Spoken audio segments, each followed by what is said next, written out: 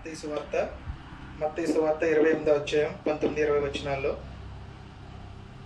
కాబట్టి మీరు వెళ్ళి సమస్త జనులను శిష్యులుగా చేయుడి, తండ్రి యొక్కయు కుమారుని యొక్కయు పరిశుద్ధాత్మ యొక్క నామంలో బాప్తిస్మిచ్చుచు అని చెప్తున్నాడు. యేసు ప్రభు వారు చనిపోయి తిరిగి లేచిన తర్వాత శిష్యులకి అనేక పర్యాయాలు కనపడుతూ అనేక విషయాల్ని పంచుకుంటూ బాప్తిసం గురించి అనేకమైన విషయాలు చెప్తూ ఏమంటున్నాడంటే, మీరు సర్వలోకానికి వెళ్ళి అనేక మందికి వాక్యాన్ని బోధించి అనేక మందికి తండ్రి కుమార పరిశుద్ధాత్మ నామములో బాప్తిసం ఇవ్వండి అంటున్నాడు. అయితే ఈ మాటను బట్టి ఈ రోజు అనేక మంది బాప్తిసం తీసుకుంటా ఉన్నారు, అనేక మంది బాప్తిసాలు ఇస్తా ఉన్నారు. అయితే బాప్తిసం ఉన్న పూర్తి పరమార్థాన్ని గ్రహించలేకపోతూ ఉన్నారు. ఈ వాక్యాన్ని ప్రామాణికంగా పరమార్థంగా చేసుకొని అనేక మంది సేవకులు బాప్తిసం ఇస్తున్నారు. అయితే బాప్తిసం తీసుకున్నటువంటి వారు దానిలో శక్తిని అనుభవించలేకపోతా ఉన్నారు, దేవుని కార్యాలు చూపించలేకపోతా ఉన్నారు, దేవుని కొరకు బలంగా జీవించలేకపోతా ఉన్నారు. వారి పాత స్వభావంలో ఏ విధంగా అయితే జీవించారో, వారి పాత స్వభావం ఏ విధంగా ఉందో మళ్ళీ అదే స్వభావం చూపిస్తా ఉన్నారు. అయితే నిజమైన బాప్తిసం వారి జీవితంలో లేదు. పేరుకి బాప్తిసం తీసుకున్నారు కానీ బాప్తిసం చూపించేటువంటి దేవుని కార్యాలు చేయలేకపోతా ఉన్నారు. అందుకే పేతురు ఒక ఊరికి వెళ్ళి అక్కడ సువార్త చెప్పి అక్కడ అనేక మందికి బాప్తిసం ఇస్తా ఉంటే అక్కడ సీమోను అనేటువంటి గారిడి చేసేటువంటి వ్యక్తి చూశాడు పేతురు చేసేటువంటి కార్యాలు చూశాడు, దేవుడు చేసేటువంటి కార్యాలు చూసి నేను కూడా బాప్తిసం తీసుకుంటానని నమ్మి బాప్తిసం తీసుకున్నాడు. పర్లేదు, బాగానే ఉంది. తర్వాత అందరూ దేవుని కార్యాలు చేయగలుగుతున్నారు కానీ తన దేవుని కార్యాలు చేయలేకపోతున్నాడు. పేతురు, నేను దేవుని కార్యాలు ఎందుకు చేయలేకపోతున్నాను, నేను బాప్తిసం పొందాను, నేను ఎందుకని చేయలేకపోతున్నాను, ఇదిగో డబ్బులు తీసుకొని నాకు ఈ బాప్తిసం నాకు వరం అనుగ్రహించి అన్నాడు. ఇప్పుడు పేతురు అనేటువంటి మాట ఏంటో తెలుసా, నీలో ఘోర దుష్టత్వం ఉంది. నువ్వు దేవుని వైపు తిరిగి నువ్వు దేవునికి విధేయుడివై దేవుని దగ్గర ఒప్పుకుంటే నీకు పరిహారం కలుగుద్ది ఏమంటాడు. అక్కడ బాప్తిసం తీసుకున్నాడు సీమోను, కానీ బాప్తిసం అన్నటువంటి శక్తిని నడిపించలేకపోతుంది. ఈరోజు మనలో చాలా మంది కూడా అదే పరిస్థితి. అది మనం జ్ఞాపకం చేసుకున్నట్లయితే అపోస్తలుల కార్యములు 8వ అధ్యాయం 13వ వచనంలో మనం చూసినట్లయితే సీమోను గురించి మనం చూస్తాం. అపోస్తలుల కార్యములు 8వ అధ్యాయం 13వ వచనాన్ని మనం చూసినట్లయితే, అప్పుడు సీమోను కూడా నమ్మి బాప్తిసం పొంది ఫిలిప్పును ఎడబాయకుండి అని ఉంది. తర్వాత కింద 16వ వచనంలో మనం చూసినట్లయితే, అంతకు ముందు వారిలో ఎవరి మీదనూ ఆయన దిగి ఉండలేదు, వారు ప్రభువుని యేసు నామమున బాప్తిసం మాత్రమే పొంది ఉండిరి. వారు బాప్తిసం పొందారు కానీ వారి మీద ఎవరి మీద ఏం లేదు, ప్రభు దిగి ఉండలేదు. తర్వాత అతను అన్నటువంటి మాట ఏంటో చూద్దాం. 21వ వచనం, నీ హృదయం దేవుని ఎదుట సరైనది కాదు కనుక ఈ కార్యమందు నీకు పాలు పంపులు లేవు, కాబట్టి నీవు నీ చెడుతనమును విడిచిపెట్టి మారు మనసు పొంది ప్రభువుని వేడుకొనుము, అప్పుడు నీ హృదయాలోచన క్షమించబడును. నీవు ఘోర దుష్టత్వంలో దుర్నీతి బంధకంలో ఉన్నావని నాకు కనదు. అంటే బాప్తిసం పొందాడు కానీ అతనిలో ఘోర దుష్టత్వం ఉంది, దుర్నీతి బంధకం ఉంది. కాబట్టి నిజమైన మారు మనసు అతనిలో లేదు. కాబట్టి పేరుకు బాప్తిసం పొందాడు కానీ అందులో ఉన్న శక్తిని అనుభవించలేకపోతున్నాడు. ఈ రోజు మనలో క్రైస్తవుల్లో కూడా చాలా మంది పరిస్థితి ఏంటంటే, పేరుకు బాప్తిసం తీసుకుంటున్నాం కానీ మన శరీర క్రియలను మనం విడిచిపెట్టలేకపోతున్నాం, మన శరీర క్రియల్ని మనం ఎడబాయట్లేదు. ఇక్కడ నమ్మాడు, బాప్తిసం పొందాడు కానీ నమ్మి బాప్తిసం పొందితే సరిపోదు, ఇతని జీవితం మార్చబడాలి, దుష్టత్వాన్ని విడవాలి. అయితే సీమోను దుష్టత్వాన్ని విడవలేదు. మార్క్స్ వార్త 16వ అధ్యాయం 16వ వచనం, నమ్మి బాప్తిసం పొందివాడు రక్షింపబడును, నమ్మని వానికి శిక్ష విధింపబడును అని చెప్తుంటే, అమ్మో నాకు శిక్ష వచ్చేస్తుందేమో, అమ్మో నాకు ఏదో అయిపోద్దేమో, అమ్మో నేను నరకంలోకి వెళ్ళిపోతానేమో, అమ్మో నాకు చెడు జరుగుద్దేమో అని చెప్పి ఒక భయంతో బాప్తిసం తీసుకున్నటువంటి దుస్థితి ఈ రోజున క్రైస్తవంలో ఉంది. కాబట్టి బాప్తిసం గురించి సరైనటువంటి అవగాహన లేక కొంత వివాహం అని బాప్తిసం, కొంతమంది అదని, కొంతమంది ఇదని, కొంతమంది చర్చలో సభ్యత్వం అని, కొంతమంది ఒకళ్ళు బాప్తిసం తీసుకోకపోతే నా బ్రతుకు బాగుపడదేమో, మా ఇంట్లో పిల్లలకు పెళ్లిళ్ళు అవేమో, మా ఇంట్లో అద్భుత కార్యాలు జరగవేమో, పాస్టర్ గారు మా ఇంటికి రారేమో, బలలో నేను పాలు పొందలేనేమో అని చెప్పేసి చాలా మంది బాప్తిసాలు తీసుకుంటారు. బాప్తిసం అనేది హృదయంలో నుంచి కలగాలి, హృదయంలో నుంచి కలగాలి బాప్తిసం. ఈ రోజున పేరుకి నీళ్ళల్లో దిగేసి బాప్తిసం తీసుకునేవారు చాలా మంది ఉన్నారు. ఇక్కడ సీమోను బాప్తిసం అయితే తీసుకున్నాడు కానీ అతనిలో ఉన్న దుష్టత్వం పోలేదు. నువ్వు చాలా చెడుతనాన్ని కలిగి ఉన్నావు అని చెప్పి పేతురు చెప్తా ఉన్నాడు. ఈ రోజున మన పరిస్థితి కూడా అలానే ఉందా ఒకసారి ఆలోచించుకోండి. అదే తర్వాత మనం చూసినట్లయితే అపోస్తలుల కార్యములు 2వ అధ్యాయం 41వ వచనంలో ఇక్కడ పేతురు అనేక మందికి సువార్త ప్రకటించాడు. అనేక మందిని దేవుని దగ్గరికి, దేవుని ప్రేమను వ్యక్తపరిచాడు. దేవుని యొక్క సువార్తను వ్యక్తపరిచినప్పుడు అనేక మంది బాప్తీసం తీసుకున్నారు. దాదాపు 3,000 మంది బాప్తీసం తీసుకున్నారు. ఆ రోజున బాప్తీసం తీసుకున్నారు. అప్పుడు పేతురు అనేటువంటి మాటలు ఏంటో చూద్దాం. బాప్తీసం తీసుకున్నవాడు ఏ విధంగా ఉంటాడు, బాప్తీసంలో ఉన్న పరమార్థం ఏంటో పేతురు చెప్తా ఉన్నాడు. ఒకసారి మనం చూద్దాం. 40వ వచనంలో, ఇంకను అనేక విధములైన మాటలతో సాక్ష్యమిచ్చుచు మీరు మూర్ఖులకి తరము వారికి వేరై రక్షణ పొందుడి అని చెప్పాడు. చెప్పిన తర్వాత కాబట్టి వాక్యం అంగీకరించిన వారు బాప్తీసం పొందిరి. వారిలో దాదాపు 3,000 మంది చేర్చబడ్డారు. బాప్తీసం తీసుకున్నారు, 3,000 మంది చేర్చబడ్డారు. బాగానే ఉంది. బాప్తీసం తీసుకోక ముందు పేతురు చెప్తున్నటువంటి మాటలు ఏంటి తెలుసా? లోకానికి వేరై ఉండి రక్షింపబడాలి అని చెప్తున్నాడు. కాబట్టి మనం బాప్తీసం తీసుకోవాలంటే మనం లోకానికి వేరైపోవాలి. రెండోది రక్షణ పొందాలి. ఏదో అందరితో పాటు సరదాగా తిరిగేసి అందరితో పాటు సంతోషంగా జీవించి లోకభోగాలు అనిపించుకుంటా నేను బాప్తీసం తీసుకున్నానంటే నీలో దేవుడు లేడు, దేవుడి శక్తి లేదు ఈరోజు. కాబట్టి బాప్తీసం తీసుకున్నావంటే లోకానికి వేరుగా నీవు జీవించాలి. ఇక్కడ ఏమన్నాడంటే లోకానికి వేరై రక్షణ పొందాలి అని చెప్తున్నాడు. రక్షణ అంటే ఏంటి? ఈ రోజున రక్షణ అంటే ఏంటో చాలా మందికి తెలియని పరిస్థితి. రక్షింపబడటం అంటే ఒక చిన్న ఉదాహరణ చెప్పాలంటే, ఒక దైవ సేవకుడు ప్రార్థన చేసుకుంటా ఉన్నాడు. ప్రార్థన చేసుకుంటా ఉన్నప్పుడు అతని దేవుడు ప్రేరేపిస్తున్నాడు, నువ్వు అర్జెంటుగా ఒక అతని ఇంటికి వెళ్ళు, నీ సంఘంలో ఒక అతని ఇంటికి వెళ్ళు, అతను పరిస్థితి బాగాలేదు, ఒకసారి ఇంటికి వెళ్ళి ప్రార్థన చేయని చెప్తా ఉన్నాడు. ప్రార్థన చెప్పినప్పుడు అతను వెంటనే ఆ దేవ సేవకుడు వెళ్ళి ఆ సంఘంలో అతని ఇంటికి వెళ్ళి తలుపు కొడతా ఉన్నాడు. ఈ టైంలో ఎవరు తలుపు కొడతామంటే తలుపు తీయట్లేదు, చాలాసేపు తలుపు కొట్టాడు. అప్పుడు ఆ యవనస్తుడు తలుపు తీసాడు. చిరాక చూసి పాస్టర్ గారు మొహం చేసి, పాస్టర్ గారు ఏంటి సార్ ఇలా వచ్చారంటే, నీతో 2 నిమిషాలు మాట్లాడాలంటే, అయ్యో సార్ ఈ టైంలో కొంచెం నేను చాలా ఇంపార్టెంట్ పని మీద ఉన్నాను సార్ అన్నాడు. లేదు బాబు ఒకసారి నీతో మాట్లాడాలంటే, సరే పాస్టర్ గారు రండి అని చెప్పి కూర్చోబెట్టి మాట్లాడాడు. మాట్లాడిన తర్వాత పాస్టర్ గారు 2 నిమిషాలు మాట్లాడిన తర్వాత బాబు చెప్తున్న మాట ఏంటి తెలుసా? పాస్టర్ గారు ఇప్పుడు కానీ మీరు రాకపోయి ఉంటే నేను ఫ్యాన్కి ఉరేసుకుందామని చెప్పి ఊరికమ్మ రెడీ చేసుకున్నాను. మీరు రాకపోయి ఉంటే నేను చచ్చిపోయేవాడిని. మీరు రావటం వల్ల నేను ఈరోజు రక్షణ పొందాను. నన్ను రక్షించారు మీరు మరణం నుండి, నా చావు నుండి మీరు నన్ను రక్షించారు అంటున్నాడు. అప్పుడు పాస్టర్ గారు అన్నారు తెలుసా, బాబు నిన్ను రక్షించింది నేను కాదు, దేవుడు బయలుపరిస్తేనే తప్ప నేను ఇక్కడికి రాలేను అని చెప్తున్నాడు. ఎంత అద్భుతమైన మాట! ఇది రక్షణ. ఎవరైనా మనల్ని ఆపదలు ఉన్నప్పుడు సాయం చేశారనుకోండి, లేదా గోతిలో పడిపోయినప్పుడు బయటికి లాగారనుకోండి, మునిగిపోతున్నప్పుడు మనకి ప్రాణరక్షణ అనుగ్రహించారనుకోండి, రే నువ్వు లేకపోతే నేను చచ్చిపోయేవాడు, నువ్వు నన్ను ఈరోజు రక్షించావు అని చెప్తున్నాడు. ఇక్కడ అతను కూడా అలాగే చెప్తా ఉన్నాడు. అయితే పాస్టర్ గారు అనేటువంటి మాట, రక్షణ నా ద్వారా రాలేదు, దేవుని ద్వారా వచ్చింది.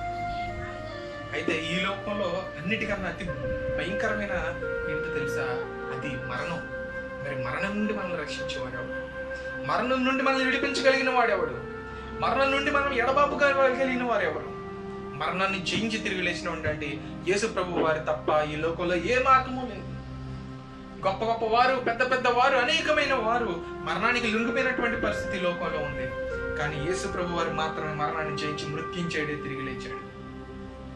కాబట్టి మరణాన్ని సైతం జయించేటువంటి దేవుని వైపు చూడగలిగితే మరణాన్ని మనం తప్పించగలం. మనం చేసినటువంటి పాపం ద్వారా మనకు మరణం వచ్చింది, మనం చేసినటువంటి దుష్కార్యాల వల్ల మనకు మరణం వచ్చింది, మనం చేసినటువంటి రహస్యమైన పాపాల ద్వారా మనకు మరణం వచ్చినప్పుడు ఆ మరణం మనం వెనకాల నుండి మనకు సంతోషింప చేసిన వెనకాల నుండి మనకి ఏం చేస్తుందంటే మరణానికి నడిపిస్తుంది, నరకానికి నడిపిస్తుంది, మరణానికి దగ్గర చేస్తుంది. కాబట్టి మరణం నుండి నన్ను ఎడబాపగలిగిన వారు ఎవరు? మరణం నుంచి తప్పించగలిగిన వారు ఎవరు? మనం చేసేటువంటి పాపమే మనకి బలంగా తయారయ్యి, భారంగా తయారయ్యి మనల్ని నరకానికి నడిపిస్తున్నాడు, మనల్ని మరణానికి నడిపిస్తున్నాడు. ఈ మరణం నుండి మనల్ని తప్పించగలిగిన వాడు పాపం వలన వచ్చు జీతం మరణం.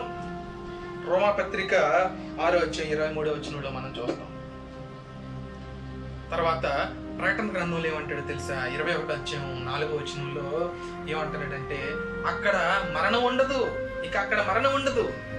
మరణం లేనటువంటి పరిస్థితిని దేవుడు మనకు అనుగ్రహిస్తాడు. అదే నిజమైన రక్షణ. మరణం నుండి, పాపం నుండి నిన్ను రక్షింపగలిగిన వాడు ఆయనే. మరణం యాతనలు నీకు లేకుండా మరణాన్ని చంపివేసి మరణాన్ని గెలిచి మృత్యుంజయుడే తిరిగి లేచిన వాడు ఏమంటున్నాడు తెలుసా? ఇక అక్కడ మరణం ఇక ఉండదు, నిత్య జీవం ఉంటది. అయితే నేనేం చేయాలి దేవా? నేను మరణాన్ని పొందకుండా ఉండాలంటే, నేను రక్షింపడాలంటే నేనేం చేయాలి? ఏం చేయాలంటే నువ్వు బ్రతికుండగానే మరణించాలి. బ్రతికుండగానే మరణించాలి. బ్రతికుండగా ఏ విధంగా మరణిస్తాం, బ్రతికుండగా ఏ విధంగా చనిపోతాం అని చెప్పి మనం అనుకోవచ్చు. అందుకే దేవుడు అంటున్నాడు నికోదేముతో, ఏమంటున్నాడు? ఒకడు మరలా జన్మించితేనే కానీ అతను పరలోక రాజ్యంలో చేర్చబడలేడు. మరలా జన్మించడం అంటే ఏంటి? మళ్ళీ తిరిగి తల్లి గర్భంలోనికి నేను వెళ్ళాలా అని ప్రశ్నేశాడు. లేదు లేదు, కొత్తగా జన్మించాలి. నీ పాపాల విషయమై నువ్వు చచ్చిపోవాలన్నాడు. పాపాల విషయమై ఈ లోకంలో బ్రతుకుండగానే మన పాప విషయంలో మనం చచ్చిపోవటమే నిజమైన బాప్తీసం. కాబట్టి అటువంటి బాప్తీసం నువ్వు పొందుకోగలిగితే నిజమైన జీవాన్ని మనం పొందుకోగలుగుతాం. ఇక మరణాన్ని మనం తప్పించుకోగలం. పాపం వల్ల వచ్చే జీతం మనం తప్పించుకోవాలంటే పాపం నిమిత్తమై ఈ మరణాన్ని బ్రతుకుండగా మనం అనుభవించాలి. అదే నిజమైన బాప్తీసం. దాని గురించి అపోస్తలుడైన పౌలు చాలా చక్కగా అనేకమైన పత్రికల్లో రాస్తా ఉన్నాడు. అది మనం చూసినట్లయితే రోమపత్రిక 6వ అధ్యాయంలో 3వ వచనం మనం చూసినట్లయితే రోమపత్రిక 6వ అధ్యాయం 3వ వచనంలో, క్రీస్తు యేసులోనికి బాప్తిసం పొందిన మనందరము ఆయన మరణంలోనికి బాప్తిసం పొందితమని మీరు ఎరుగరా? ఏంటంట? క్రీస్తు యేసులోనికి బాప్తిసం పొందిన వారు ఎందులో బాప్తిసం పొందారు? ఆయన మరణంలోనికి బాప్తిసం పొందారని మీరు ఎరుగరా? కాబట్టి మనం అందరం బాప్తిసం ద్వారా ఆయన మరణంలోనికి వెళ్తాం.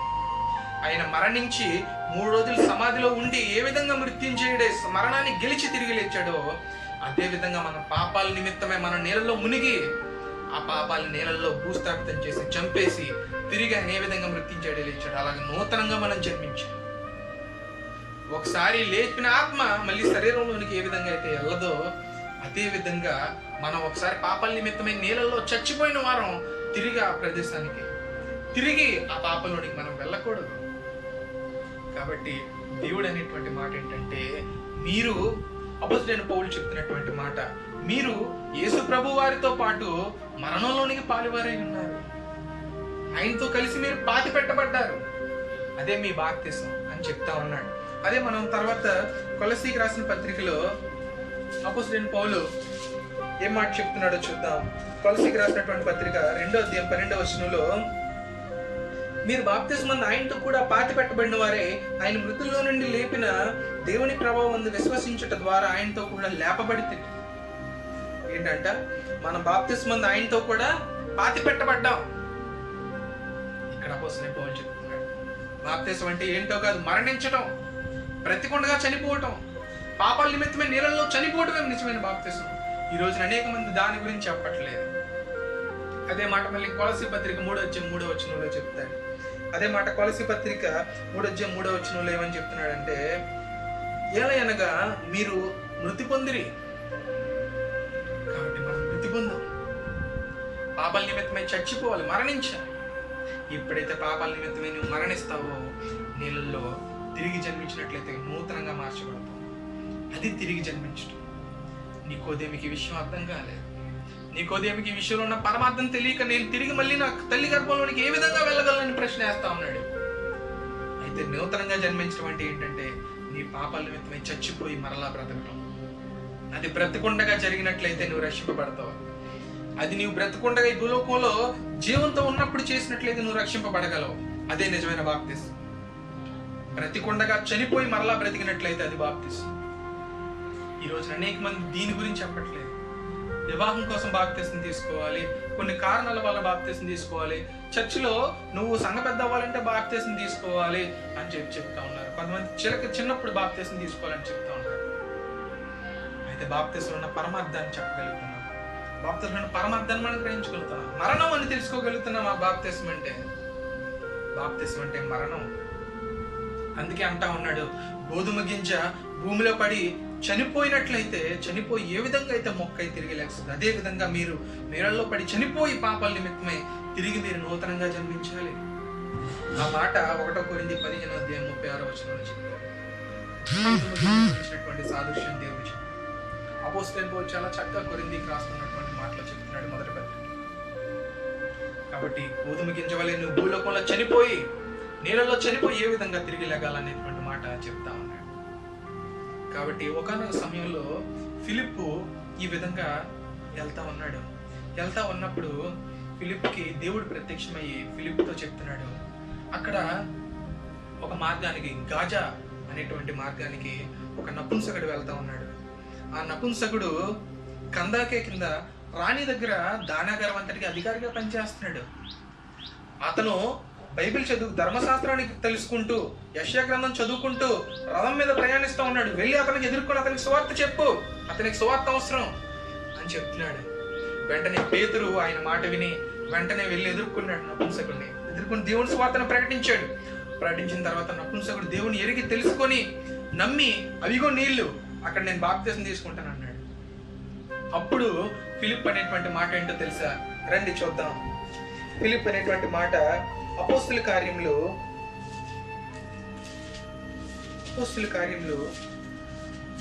8వ అధ్యాయం. అపోస్తుల కార్యములు 8వ అధ్యాయం 36వ వచనంలో, వారు వెళ్ళిచుండగా నీళ్లున్న ఒక చోటకు వచ్చినప్పుడు నపుంసకుడు, ఇదిగో నీళ్లు, నాకు బాప్తిసం ఇచ్చుటకు ఆటంకమేమి, రథం ఆపండి అని చెప్పి ఆజ్ఞాపిస్తున్నాడు. అవిగో నీళ్ళు, ఇంకా నాకు ఆటంకమేమి, అవిగో నీళ్లు, నాకు బాప్తిసం అంటున్నాడు. అప్పుడు ఫిలిప్ అనేటువంటి మాట ఏంటో చూద్దాం. ఫిలిప్పు, నీవు పూర్ణ హృదయంతో విశ్వసించిన ఎడల పొందవచ్చు. పూర్ణ హృదయంతో విశ్వసించాలి, నువ్వు పొందవచ్చు. ఓకే, నువ్వు విశ్వసించావా? ఒకవేళ నువ్వు విశ్వసించిన వాడివైతే పొందొచ్చు అని చెప్తున్నాడు. అయితే ఇక్కడ మనం చేయాల్సిన మాట ఏంటంటే, సువార్త అందబడతా ఉంటుంది.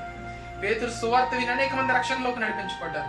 ఫిలిప్ సువార్త విని అనేక మంది రక్షణలోకి నడిపించబడ్డారు. శిష్యుల మాటలు అనేక మంది రక్షణలోకి నడిపించబడ్డారు. యేసు ప్రభు వారి సువార్త విని అనేక మంది రక్షణలోకి నడిపించబడ్డారు.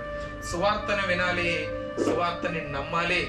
నమ్మి బాప్తిసం పొందేవాడు రక్షింపబడును, నమ్మని వానికి శిక్ష విధింపబడును. మార్కు సువార్త 16 వచనంలో మొదటగా వినాలి, తర్వాత నమ్మాలి, మూడోదిగా విశ్వసించాలి.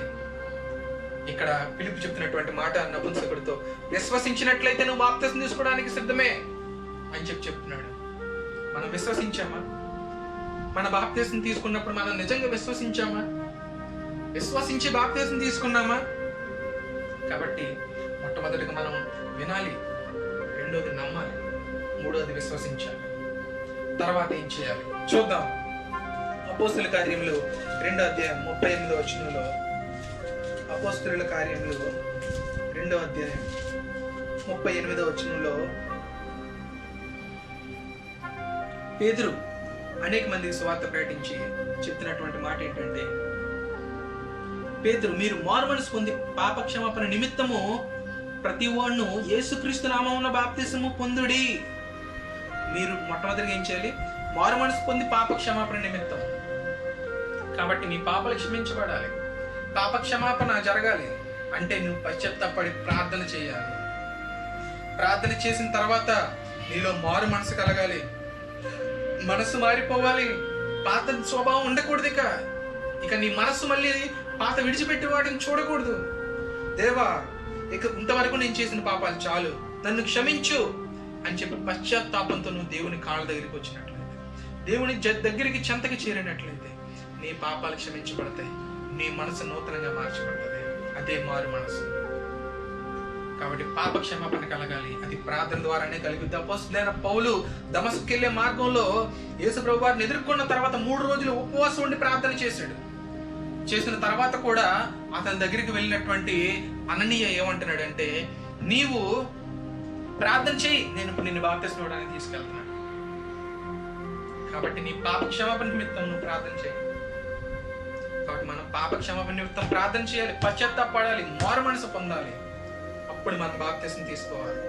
ఈ రోజున ఇటువంటి ప్రాథమికమైన ప్రాథమికమైన మాటలు తెలియకుండా, ఇవి తెలియకుండా మనం బాప్తిసం తీసుకోవడం వలన మనం బాప్తిసం యొక్క పరమార్థం తెలియకుండా జీవిస్తాం. కాబట్టి మారు మనసు పొందాలి. మారు మనసుతో పాటు మనం ఏం చేయాలి? పాప క్షమాపణ నిమిత్తం దేవుని దగ్గరికి రావాలి. అది అపోస్తలుల కార్యాలు 10వ అధ్యాయంలో 43వ వచనంలో మనం చూసినట్లయితే, ఆయన యందు విశ్వసించువాడు ఎవడో వాడు ఆయన నామము మూలంగా పాప క్షమాపణ పొందినని ప్రవక్తలందరూ ఆయన గురించి సాక్ష్యం ఇచ్చుచున్నారు. ముందేం చేయాలి? ఆయన యందు విశ్వాసం ఉంచేవాడు ఎవడో వాడు పాప క్షమాపణ పొందుతాడు. కాబట్టి విశ్వసించిన వాడికి పాప క్షమాపణ వస్తుంది. దేవా, నువ్వు నిజమైన దేవుడు నాయన, నీ ద్వారానే నాకు రక్షణ, నీ ద్వారానే నా పాపాల క్షమాపణ కలిగిద్ది, నా పాపాలను పరిహరించడం ఏకైక మార్గం నీవేనైనా అని చెప్పి దేవుని దగ్గరికి పాప క్షమాపణ నిమిత్తం నువ్వు విశ్వసించుట ద్వారా వచ్చినట్లయితే నీకు మారు మనసు కలుగుతుంది. కాబట్టి మొట్టమొదటిగా వినాలి, నమ్మాలి, విశ్వసించాలి. విశ్వసించిన వాడు పాపక్షమాపణ పొందుతాడు. పాపక్షమాపణ పొందిన తర్వాత నీకు మారు మనసు అనుభవం వస్తుంది. కాబట్టి మారు మనసు అనుభవం వచ్చిన తర్వాత ఏం చేయాలి? మారు మనసు అనుభవం వచ్చిన తర్వాత ఏం చేయాలో చూద్దాం. మారు మనసు అనుభవం వచ్చిన తర్వాత అపోస్తలుడైన పౌలు చెప్తున్నటువంటి మాట ఎఫెసీ పత్రిక 2వ అధ్యాయం 7వ వచనంలో, ఎఫెసీ పత్రిక 2వ అధ్యాయం 7వ వచనంలో మనం చూసినట్లయితే, క్రీస్తు యేసు యందు మనల్ని ఆయనతో కూడా లేపి పరలోకమందు ఆయనతో కూడా కూర్చుండబెట్టెను అని చెప్పి మాట ఉంది. కాబట్టి క్రీస్తుతో కూడా మనల్ని లేపాడంట ఆయన. కాబట్టి మనల్ని రక్షించుకున్నాడు ఆయన. కాబట్టి మన ఆయన ద్వారా లేపబడితిమి. కాబట్టి అక్కడ ఏమనుందంటే 8వ వచనంలో, మీరు విశ్వాసము ద్వారా కృపచేతనే రక్షింపబడ్డారు, ఇది మీ వల్ల కలిగింది కాదు, ఇది దేవుని వరమే. కాబట్టి మీరు కృపచేత ఏం చేశారు? రక్షింపబడ్డారు. పాపక్షమాపణ మారు మనసు తర్వాత వచ్చేది ఏంటంటే రక్షించబడటం. దాన్ని మనం రక్షణ అనుభవం అంటాం. కాబట్టి రక్షించబడ్డావా? రక్షణ అనుభవం నీలో ఉందా? రక్షించబడిన వాడివైతే బాప్తిస్మం పొంది నీ వరుగుడివి. అదే తర్వాత మనం చూసినట్టయితే అదే అపోస్తుల కార్యములు 2వ అధ్యాయం 41వ వచనంలో, అపోస్తుల కార్యములు 2వ అధ్యాయం 41వ వచనంలో, కాబట్టి ఆయన వాక్యం అంగీకరించిన వారు బాప్తిస్మం పొందిరి, మీరు ఈ మూర్ఖతరం వారికి వేరే ఉండి రక్షణ పొందిరని చెప్పాను. అటు రక్షణ పొందాలి. అది ఇందాక కూడా నేను మీకు తెలియజేశాను. అదే అపోస్తుల కార్యంలో 4వ అధ్యాయము 12వ వచనంలో మనం చూసినట్లయితే, మరి ఎవరి వలనను రక్షణ కలగదు కానీ ఈ నామమునే మనం రక్షణ పొందవలను. ఈ నామం వల్ల మనం రక్షణ పొందాము. రక్షణ అనుభవం మనం పొందాలి. రక్షణలో మనం జీవించగలుగుతున్నామా? జీవించగలిగితే అప్పుడు నువ్వు నిజమైన బాప్తిసానికి అర్హుడివి. అపోల్లో కొరింథీలో జీవిస్తా ఉన్నాడు. కొరింథీలో సంచరిస్తూ దేవుని సువార్త చెప్తున్నాడు. అప్పుడు అపోస్తలుడైన పౌలు ఎఫెసస్లో ఉన్న వారితో చెప్తున్నాడు, మీరు నిజమైన బాప్తిసం పొందలేదు, మీరు దేవుని శక్తిని అనిపించలేదు. నిజమైన బాప్తిసం అంటే నేను చూపిస్తాను రండి. యోహాను నామంలో మీరు నీళ్ళల్లో బాప్తిసం తీసుకున్నట్టు అనుకుంటున్నారు. లేదు, నిజమైన బాప్తిసం అంటే చూపించాడు. వారు దేవుని శక్తిని పొందుకున్నారు. కాబట్టి 7 ప్రక్రియలు నీలో ఉంటే నువ్వు నిజమైన బాప్తిసం కాదు. ఏదో శరీరానికి సంబంధించిందని చెప్పి నీళ్ళల్లో మునిగినంత మాత్రాన మన బాప్తిసం రాదు. రక్షణ రాదు. బట్టలు తిరిగినట్టుగా నీళ్ళల్లో మునిగి మన శరీరాన్ని కడుక్కుంటే మన బాప్తిసం రాదు. అది పూర్తిగా ఆత్మకు సంబంధించినటువంటిది. అందుకే అపోస్తలుడైన పౌలు 1వ కొరింథీకి రాసినటువంటి పత్రిక 6వ అధ్యాయం 11వ వచనం, ఇది ఆత్మయందు కడగబడాలి, శరీరానుసారంగా కాదు. కాబట్టి ఆత్మానుసారంగా నీవు కడగబడినట్లయితే నిజమైన బాప్తిసానికి